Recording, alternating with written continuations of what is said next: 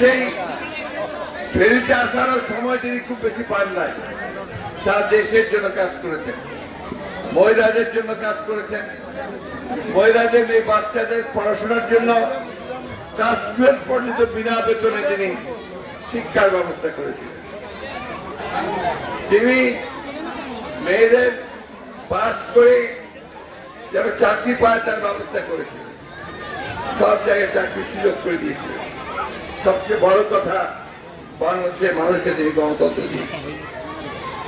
এরপরে ইতিহাস আপনারা জানেন যে আওয়ামী লীগ সরকার ক্ষমতায় আসার পরে তার নাম মিথ্যা মামলা দিয়ে তাকে জেলে পাঠিয়ে দেয়। আপনারা চিন্তা করতে পারবেন না যে তিনি কি কষ্টে সেই জেলে ছিলেন। তাকে একটা ছোট্ট একটা ঘরের মধ্যে স্যাঁতসেঁতে একটা ঘরের মধ্যে আটকে রাখা হয়েছিল।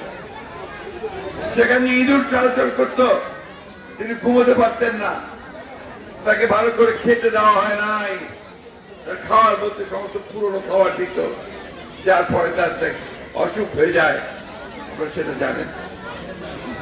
কিন্তু তারপরেও তিনি কখন মাথা নত করেন, মাথা নোয়াননি।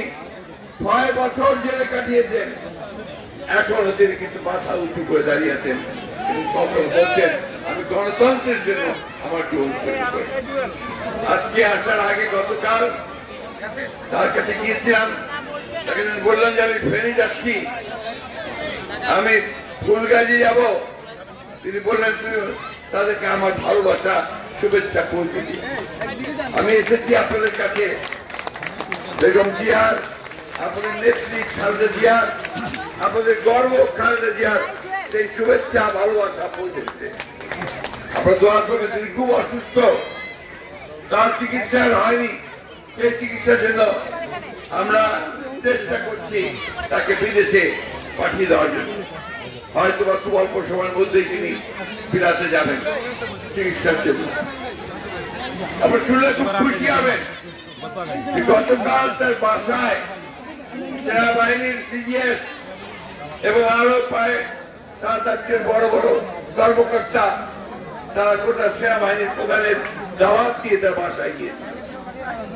তার বাসায় গিয়ে তাকে দাওয়াত করেছে যে আগামীকাল যে সশস্ত্র বাহিনী দিবস হবে সেখানে তিনি যেন উপস্থিত থাকেন। আমরা সবসময় গর্ব করি। রানু বলে যে ফেনীর নেত্রী, আমি বলি শুধু ফেনীর নেত্রী বললে হবে না, তিনি দেশের নেত্রী, এই জন্য তার নাম হচ্ছে দেশের নেত্রী। আপনারা এই বন্যার সময় অনেক কষ্ট করেছেন, এবার খুব কষ্ট করেছেন। আপনাদের ছেলে যে বদনো, সে আপনাদের এখানে এসেছে, ঘন ঘন বারবার এসেছে, চেষ্টা করছে আপনাদের পাশে দাঁড়াবার। আমাদের এই যে দল যারা ফ্ল্যাটে কাজ করে সেখানে সবাই আছে, আপনারা আছেন, আপনারা সবাই এখানেও এক কোমর পানি ছিল, সবকিছু তো নিয়ে গিয়েছিল আপনাদের, সেখানে আপনার সে লড়াই করে সংগ্রাম করে সেই আপনার বন্যা থেকে উত্তরণ ঘটিয়েছেন এবং সুযোগ এসছে নতুন করে বারবার। প্রিয় বন্ধুগণ, আমি খুব বেশি বক্তব্য